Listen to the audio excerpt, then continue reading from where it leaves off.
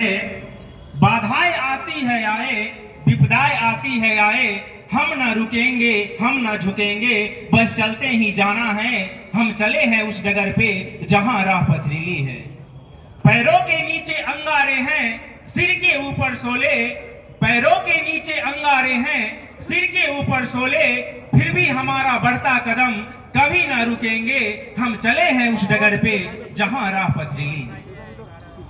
साथियों, आज हम सभी जो स्वतंत्रता रूपी हर कार्य को कर रहे हैं, ये उन महान आत्माओं और वीर पुरुषों की देन है जिन्होंने अपने प्राणों की आहुति देकर स्वतंत्रता रूपी धरोहर हम लोगों के हाथ सौंप गए। इस स्वतंत्रता रूपी धरोहर को प्रेम एवं एकता के साथ कायम रखना हम लोगों का परम कर्तव्य बनता है।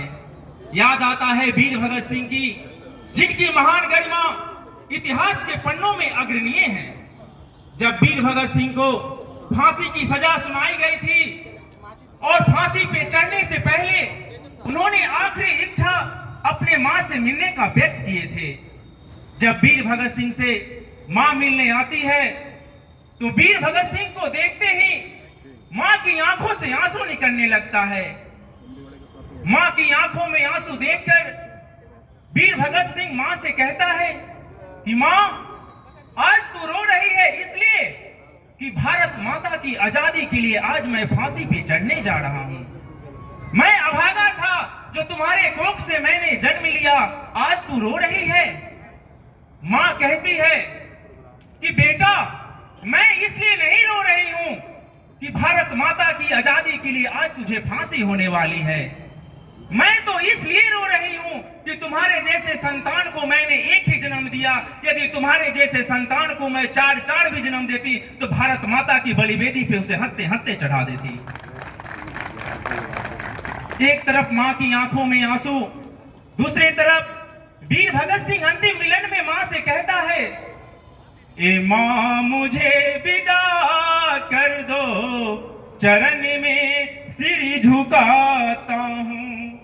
ए मां तू क्यों रोती हो, भगत को कौन मारेगा। ए मां तू क्यों रोती हो, भगत को कौन मारेगा। एक मर के जाता हूं, अनेकों बन के आऊंगा।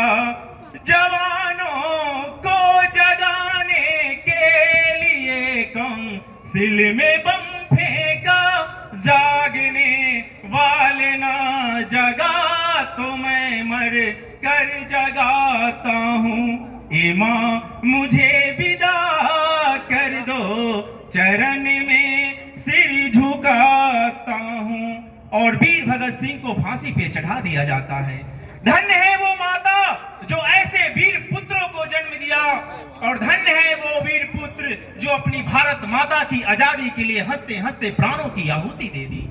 साथियों, इस संसार में जितने भी प्राणी आते हैं उन सबों का एक ना एक दिन अंत हो जाता है, लेकिन उनकी अमर कृति इस संसार में रह जाती है।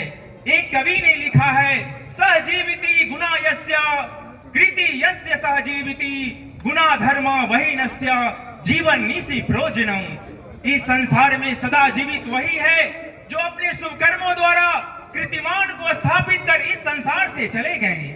उनके कीर्तिमान, उनके शुभ कर्म हमें एक अच्छे देश के अच्छे नागरिक बनने की प्रेरणा देती है। हमें भी जो एक सैनिक का कर्तव्य होता है उसको ईमानदारी पूर्वक निभाएंगे, और समय आने पर हम अपने प्राणों की आहुति देकर भी अपनी भारत माता की रक्षा करेंगे। इसके लिए शरीर के हमारे 1000 टुकड़े ना क्यों हो जाए, टुकड़े टुकड़े हो जाएंगे, चाहे एक एक जुबान की टुकड़े ना होने दूंगा हरगिज हिंदुस्तान की। जैसे टुकड़े करे तमोली देखो समूचे पान की, वैसे टुकड़े कर दूंगा मैं दुश्मन और बेईमान की, टुकड़े ना होने दूंगा हरगिज हिंदुस्तान की। जैसे टुकड़े दर्जी करता कपड़े की थान की, वैसे टुकड़े कर दूंगा मैं दुश्मन और बेईमान की, टुकड़े ना होने दूंगा हरगिज हिंदुस्तान की।